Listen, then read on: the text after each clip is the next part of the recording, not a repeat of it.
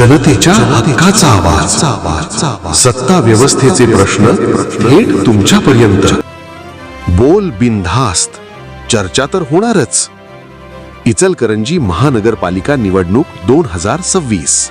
जनतेचा अधिकारनामा जाणीव हक्काची या न्यूज चॅनलमध्ये आपले स्वागत आहे.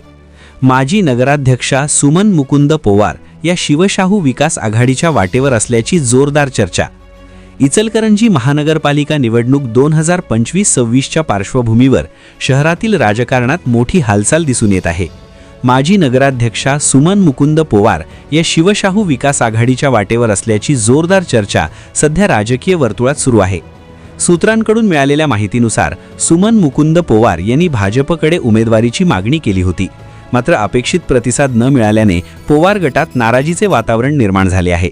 या पार्श्वभूमीवर शिवशाहू विकास आघाडीच्या माध्यमातून नव्या राजकीय वाटचालीचा विचार सुरू असल्याचे संकेत मिळत आहेत.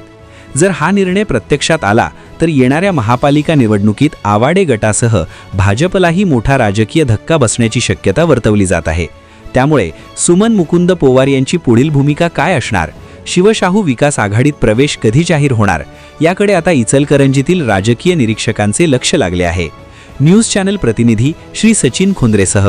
जनतेचा अधिकारनामा जाणीव हक्काची या न्यूज चॅनलमध्ये जनतेच्या हक्काचा आवाज, सत्ता व्यवस्थेचे प्रश्न थेट तुमच्यापर्यंत. जाहिराती आणि बातमीसाठी आजच 70 57 87 98 02 शी संपर्क साधावा.